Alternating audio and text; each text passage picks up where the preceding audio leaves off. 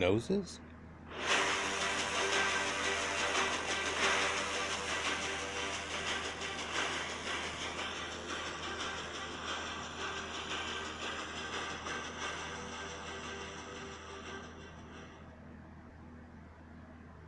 Okay, many of you recognize this as the profile of the Sphinx in Egypt. Just over his back shoulder here is the Great Pyramid. There's a lot that's said about the Sphinx and even statues in general all over Egypt. You might have heard that the noses are all broken off for certain reasons, trying to hide something. This has even been used by some people to try to pander in some way to people. A lot of people know that if you look at the older pictures of it here, that whole neck and headdress has kind of been redone, especially on the rim on the other side, which was cracking all apart, not the side that we're on. But you can see this one cracking apart and all having fallen all down below it there. And if you look real closely at it, what you have is you have bands of plaster that are on it, and they are red. They've been soaked or washed with red ochre. In fact, the whole statue itself was red ochre at one time, in fact a few times. People that have looked at it extremely closely have said that the layer of plaster that you see on there is actually two different layers. And if you look especially like, well, at this spot in here, you can see that the stone that's below it has actually been engraved, and the plaster that goes over, they also put those marks in there. Strangely, the lines don't line up to the way the pharaoh's headdress usually are, but it's said that the oldest of that would have probably been blue and white or blue and yellow ochre, just like a lot of the Egyptian pharaohs are shown. But a lot of people know that this thing's been redone a few times. In fact, some have realized that the whole neck up is not even the original neck up that was on this. The stone doesn't even match exactly. And that's if you're to believe that they quarried the stone that's on this out of it. Further, a lot of people believe this Sphinx goes back much older, and that actually there was just this ridge back that was there. And then from a large amount of coring that was done for other purposes, they took that and chiseled out the large hump that was up here and made it into something that looked like Anubis, or Leo the lion, and have even tried to date it off of such. A lot of people believe Anubis. That might tell you a thing or two. For if this used to have a neck on here that was bigger and it started going to crap, as you see the shoulders and everything is, and if you look, they've just recently redone it. And if you look at old photographs, they redid it back in the early 1900s and fixed it some, but then also, if the oldest pictures we have of it, they redid some work on it from the oldest pictures to the very first ones after that. There was some work done on it, so all these paws that look real good and the shoulders and things like that had eroded down, and you can still see it just in the edge of the picture here, how it's gouged in, where this limestone would have harder and softer bands in it. And of course, people have looked at the outer perimeter and said this must have happened way before because of the erosion that's on it. But you look at this and it doesn't have the erosion that's on the face or neck that's even anywhere near what's on the shoulders. And it's been like that for quite some time, and I said they reconcreted it, and that's what really is there under that cowling that you can't see. And if you look just below the ear that's been broken off too, there's a hole that's there and a rock that's sitting into it. And at one time, a lot of people believe this used to be a female and may have been Hatshepsut herself or some others, and redone in that guise for her. and put an earring on it. But it wouldn't even have to be for a female having an earring, although there is this dichotomy depending on which dynasties and what age you're in. Let's not get into that. But this has been painted in red ochre, and you can still see it somewhat compared to the stone here and this slight dyeing on it. A lot of people try to make comments about that too. But red ochre males and pale women, which are about the other color of the rock there, are something that goes back in Caucasian artistic expressions, well, red ochre itself, way, way back in the multiple tens of thousands of years, predating anyone's claims. But then in the same breath, people all over this same area, and I've said it 1,000 times by now, in the Mediterranean and Middle East, use this same coloration for the same effect. In Persia, the Mitanni, in Etruscans, the Minoans that we know about. So all the way over in Rome, all around, and of course Egypt uses the same color. It's not like the people couldn't get tan, but it's an artistic expression, just like whenever they show Osiris with a green color on him, or somebody whenever they're dead and their Ka statue having been painted black. It didn't mean that that person all of a sudden turned into a black person. Now, if this thing was Anubis or even Leo back in the day, both of those are animals that have a huge snout on them. This cantilevering snout, here, let me give you an idea of this, would have been coming out if this thing was a dog, right? And it would have been a little bigger than this. People have always said that the head's just a little too small if you look in proportion. But get an idea of what I'm showing here, that snout would have come out like this. If it's a lion, it probably would have been rounded back a little more and wider, but it would have been bigger. So regardless of whatever it was before, and you think it's the same stone that was there before and just recarved instead of new stone being used, there's a large amount taken away from it. But the problem might be in the same reason that this right here shows that it also has a slight bit of prognathism. Prognathism is whenever the lower jaw below the nasal cavity and containing the nasal cavity sticks out much farther than the bridge of the nose and down. And it's something that's a more simian trait, something you see in apes and so on, but also primitive people, like black people, have this same trait still onto them, and it fades away with admix and so on. But whenever you look at this, there's definite prognathism at about this point. And people have said that and try to compare it to pictures, and it's supposed to be Khafre and so on. The problem ensues for the same reason probably Anubis or Leo is no longer here. There was probably an earthquake or something, and what is happening right here is that there is one piece of stone that's here, and it ends here, and there's another piece of stone that's here, from about here to there, and another piece that's in there.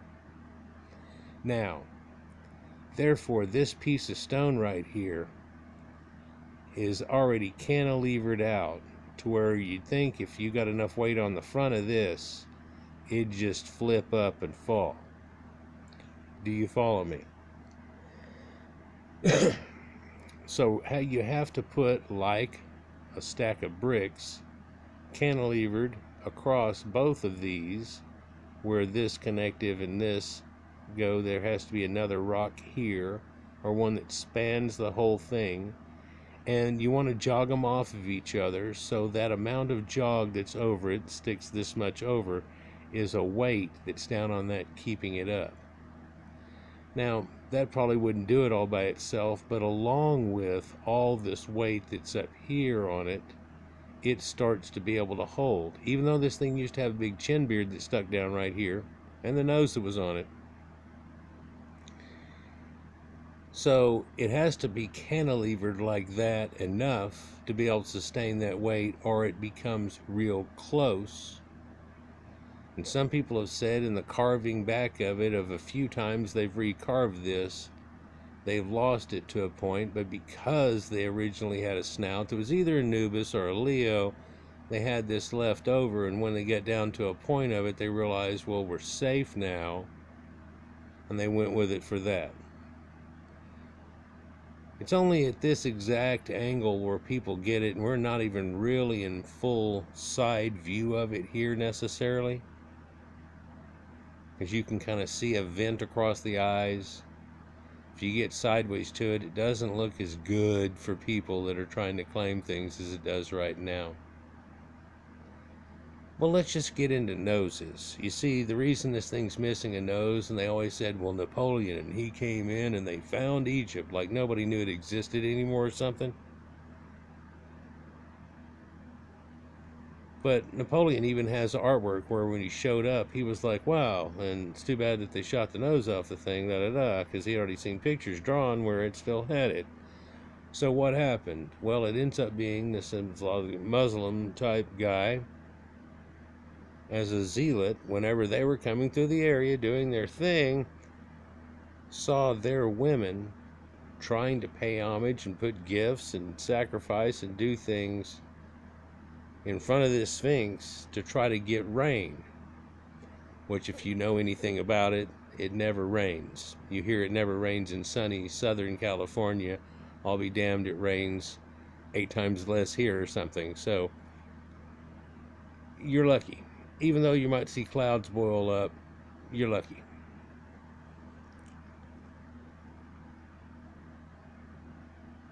And they need that for crops. Well, he got all pissed off.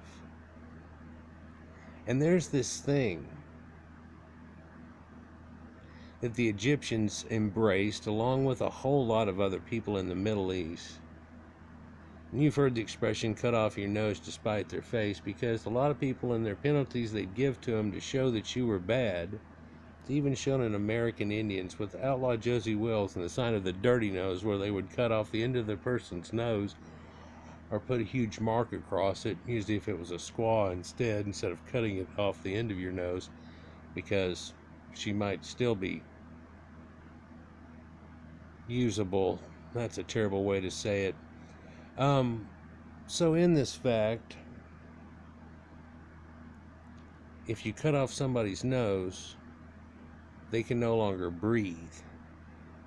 I know that doesn't make any sense, but a couple of Egyptologists have gotten and said the same thing over that are not connected, and another one that is connected to one of those did a whole research about it and talked about it one time, and Bob Breyer talked about it one time, and so did John Anthony West and a few other guys. Some people in the modern day want to pander, and of course the guys that want to claim this want to attach onto that, or if anybody ever said anything, like Duvallnay and how he said, hey, that Sphinx kind of looks like a black person or a black woman even. But they cut off the nose to spite the face, and that's a real bad thing to do. And that's one aspect of it, and more of the Islamic way and things like that. But it was known over this whole area. But there's more to it than that. You see, the Egyptians in the Wayback Machine had a lot of beliefs of the afterlife. And it makes people wonder, but I don't care what nose you think you could try to put on that. That has a Caucasian phenotype, as of course all the genetics have shown here. And this thing is, it's cowling. You can see the lines are different than what it would be in the back of it as it comes over, and the way that that plaster was done. But also you can see it's cracked up on the edges like I talked about it being, and they kind of fixed it with some concrete.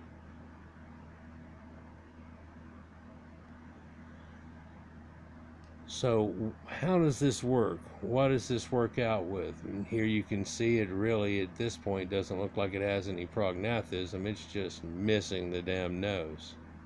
There you can see that ear hole a little better. while the lines are right here are right, when they come around, that's not the way that it is on normal head cowlings, but that's no big deal, really. The plaster effect is what shows more than none. And the stone has actually been cut to this. This isn't plaster, but it's plastered over it and colored, and that color is withered and faded now. Makes you wonder what color its eyes were originally painted, but those have been shot at too. So here's a piece of art from the Brooklyn Museum, and you can easily tell the phenotype of this person too, but why would this happen? Well, you have people that have lineages that come down, father to son, but whenever that gets broken, that has to be taken by uncles and others. And if you look, there's a lot of vying for that situation, and people knew that they were in line and so on. And through the succession of one guy taking another stuff, or like they show how Ramses went around and put his name on a lot of things that were already made before. In some cases, they can show you where, hey, here's the guy talking about how he made it, and then over here it says, I'm Ramsey, I made this. So maybe he fixed it up a lot, but not very much, because look at the way it was the same way right when that guy built it there. It looks like they just redid this, or added a little onto it.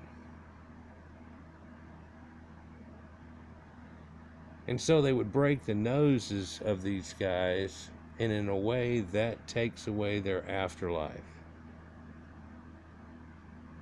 You see, the earliest fake toe that somebody could put on was found in Egypt, and was made for somebody who had lost their toe. And you see, you have to have everything. Like if somehow you were missing a finger, they'd make you a fake finger and put it on you, because you had to be whole to go in the afterlife situation, because of that strong belief. Whenever somebody had a depiction of you and they shattered your nose, which is about the only thing that you could do short of slamming it on the ground, which if it lands on its nose does the same damn thing, defaces it. Cut off your nose to spite your face, and lo and behold, now we have the effect to where they don't have the ability to breathe anymore, as in the opening of the mouth ceremonies and situations, because the ancient Egyptians believed if they made the good likeness like this of the statues, like the Greeks, and it seemed like they had almost captured somebody's essence,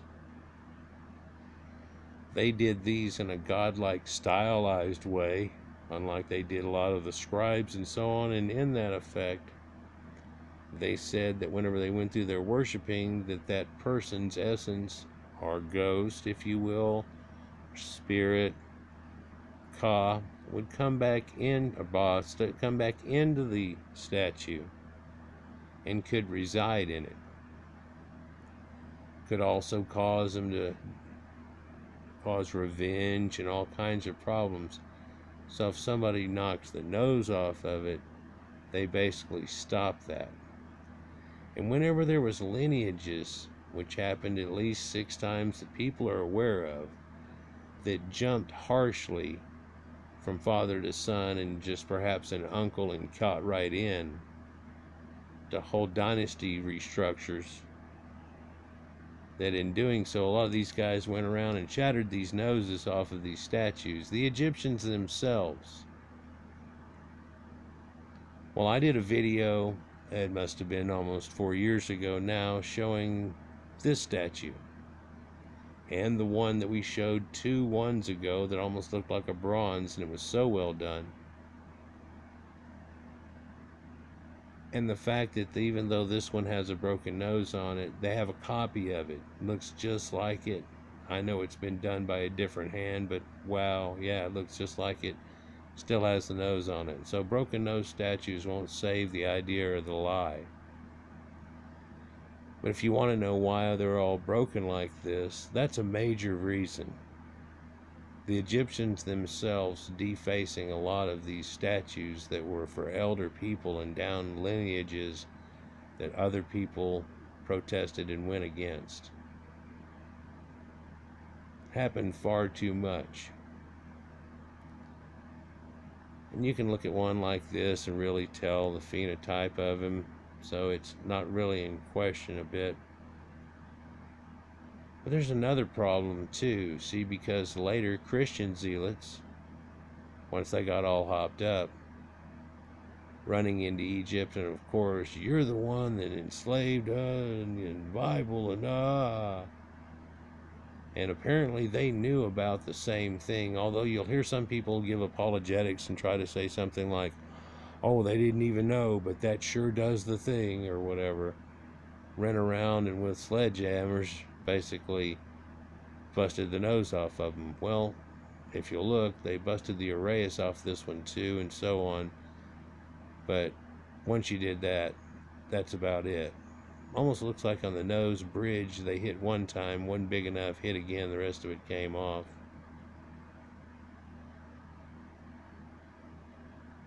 So if you want the reason that that actually happened over time to the Caucasian Egyptians, it literally was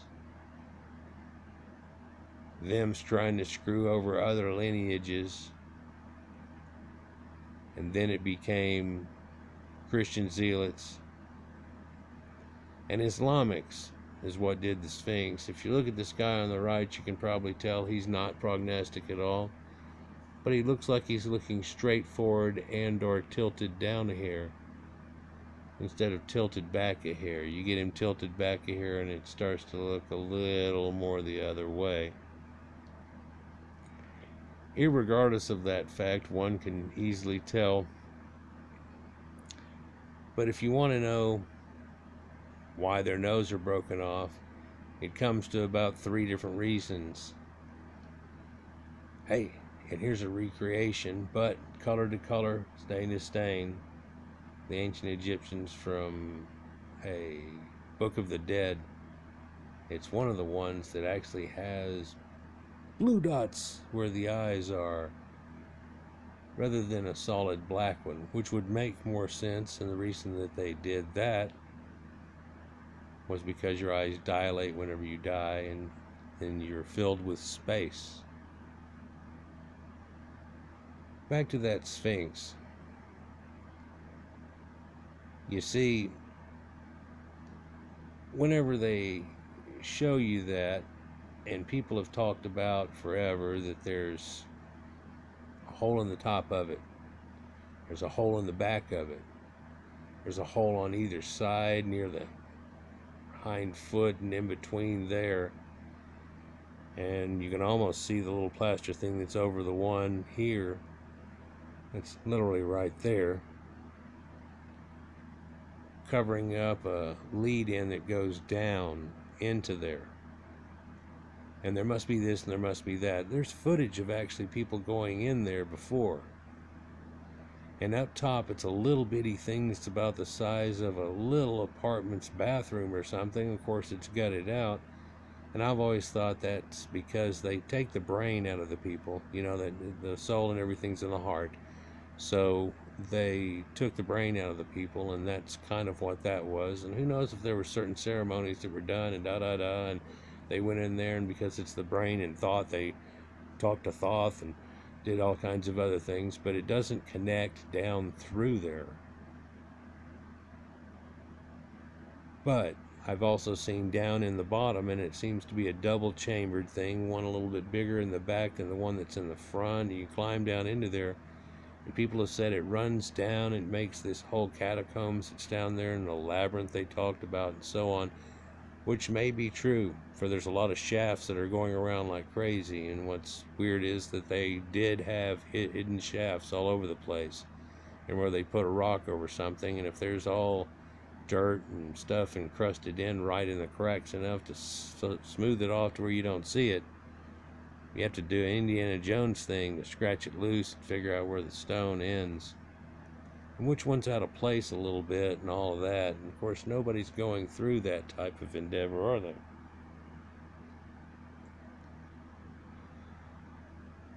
So why'd they bust the nose off? Well, on the Sphinx, it was because the women started worshiping this other god situation. And hey, if you look at it, they come from that same Bible idea. So that's the reason these people that are Arabic and Islamics that came in have this idea that they had a connective and we were in Egypt and all this, because it says in the Bible.